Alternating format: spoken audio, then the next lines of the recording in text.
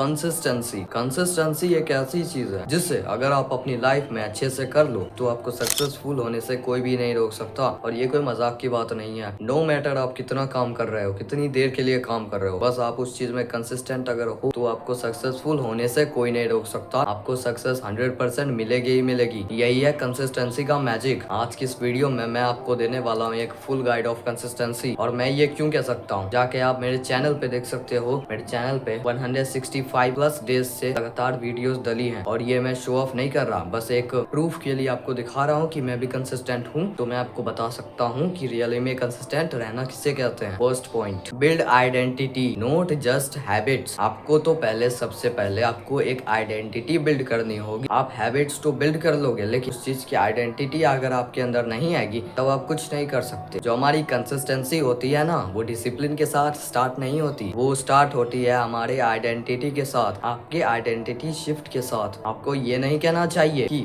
आपको डेली 10 घंटे पढ़ना है। आपको ये अपने आप से कहना चाहिए कि मैं एक ऐसा लड़का हूँ, एक ऐसी लड़की हूँ जो रोज पढ़ाई करता है। जो आपका ब्रेन है ना, वो आइडेंटिटी को गोल्स से भी ज्यादा प्रोटेक्ट करके रखता है। जब आप अपने आप को आइडेंटिटी के रूप में एक डिसिप्लिन इंसान के रूप में देखोगे, एक डिसिप्लिन स्टूडेंट के रूप में देखोगे, या फिर एक ऐसे क्रिएटर के रूप में देखोगे जो कंसिस्टेंसी के साथ वीडियो अपलोड करता है, और एक ऐसे पर्सन के रूप में देखोगे जो अपने प्रोमिसेस को हमेशा निभाता है, तो अगर आप किसी दिन स्किप भी करना चाहो तब भी आपको अंदर से बहुत ज्यादा अनकंफर्टेबल फील होगा। आपका दिमाग आपको डिस्कम्फर्ट देगा। एक एक्शन टिप देता हूँ, आपको पहले तो स्ट्रीक बिल्ड करनी होगी। और ये मैं जानता हूँ ये स्ट्रीक होती ही है टूटने के लिए, तब भी आप अगर बिगिनर हो तो स्ट्रीक बिल्ड करना आपके लिए एक अच्छा ऑप्शन हो सकता है। और जब आप उस स्ट्रीक को बिल्ड कर रहे हो ना, तो उसे टूटने नहीं देना, और उस स्ट्रीक को रिजल्ट से भी ज्यादा प्रोटेक्ट करके रखना। अगर बीच में एक दिन मिस हो गया तो कोई दिक्कत नहीं, लेकिन अगर हो सके तो स्ट्रीक को प्रोटेक्ट करके रखना। Second point, use progressive overload. अगर आपको किसी भी चीज में कंसिस्टेंट रहना है तो उस चीज में आपको प्रोग्रेसिव ओवरलोड को फॉलो करना ही होगा। और ये एक बहुत ही अच्छी चीज हो सकती है आपके लिए। प्रोग्रेसिव ओवरलोड का जो कॉन्सेप्ट है वो ओरिजिनली जिम से इंट्रोड्यूस हुआ है, कि जिम में अगर हम फर्स्ट वीक में डंबल से 10 रेप्स मार रहे हैं तो अगले कुछ दिनों में 10 से वो 20 हो सकते हैं, और अगले कुछ वीक्स में 10 से 30 हो सकते हैं। ये कॉन्सेप्ट है असली। लेकिन ये कहना बेवकूफी होगी कि ये जो प्रोग्रेसिवली ओवरलोड का कॉन्सेप्ट है सिर्फ जिम पर ही वर्क करता है। नहीं, ये आपकी लाइफ पे भी आसानी से वर्क करेगा और आपकी लाइफ को अच्छा कर सकता है। लेकिन रियलिटी ये है कि इसे लाइफ में ज्यादातर लोग अप्लाई नहीं करते। लाइफ में वो शुरू में ही ऊंचा उड़ने की कोशिश करते हैं और फिर धमाके के साथ नीचे गिर जाते हैं। कंसिस्टेंसी तब ग्रो होगी जब आप स्टार्ट करोगे स्मॉल से, और फिर स्लोली डिफिकल्टी को बढ़ाओगे, और अपने आप पे जो प्रेशर आ रहा है उसको भी ग्रेजुअली इंक्रीज करोगे। एग्जाम्पल के लिए मैं आपको देता हूँ कि अगर आप स्टडी करना चाहते हो बहुत देर तक, तो आपको वीक 1 में 4-5 घंटे स्टडी से कभी भी शुरुआत नहीं करनी। वीक 1 में आपको सिर्फ 30 मिनट से शुरुआत करनी है। अगर उससे भी कम हो सके तो करो, मैं तो रिकमेंड करूंगा 5 मिनट से करो, वरना आप चाहो तो 30 मिनट से भी कर सकते हो अगर आपका अटेंशन स्पैन पहले से ही ठीक ठाक है तो। सेकेंड वीक में आपको उसी 30 मिनट को 40 मिनट में बदल देना है। थर्ड वीक में उसी 40 मिनट को आपको 50 मिनट में बदल देना है, और ऐसे धीरे धीरे करते करते आप जहाँ तक जाना चाहो जा सकते हो। लेकिन एक बार में ही पहाड़ चढ़ने की बिल्कुल कोशिश मत करना। अगर आप एक दिन में एफर्ट को मैक्स आउट करने की कोशिश करोगे तो आपको सो कॉल्ड बर्नआउट हो जाएगा। कंसिस्टेंसी का मतलब होता है ना, वो कंट्रोल्ड ग्रोथ होता है, ना कि एक बार में ही पहाड़ चढ़ लेना। Third point, reduce friction increase commitment. आपको पहले तो अपने काम के बीच की फ्रिक्शन दूरी को घटाना होगा। ज्यादातर लोग क्यों फेल होते हैं? क्योंकि उन्हें टास्क जो होते हैं ना वो हैवी फील होते हैं, उन्हें वो करने में ही आलस आता है, वहां तक जाने में ही आलस आता है, उनसे वो कार्य स्टार्ट ही नहीं हो पाता। सो अगर आपको पढ़ाई करना है ना, तो पहले से रात को ही जो बुक्स हैं आपके पेन के साथ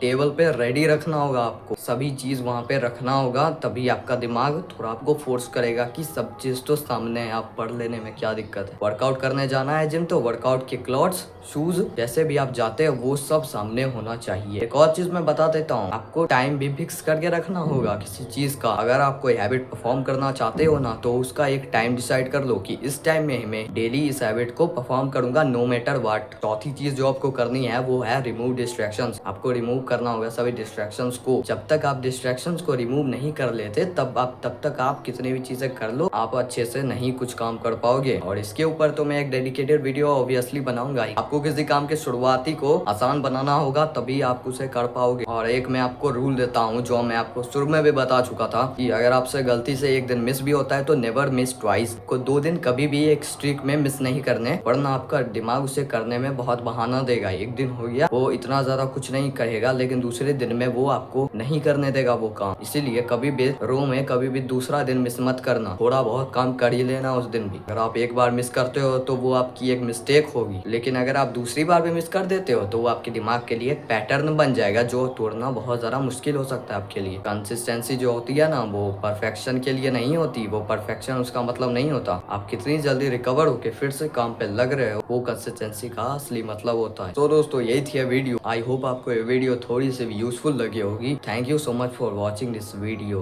बाय।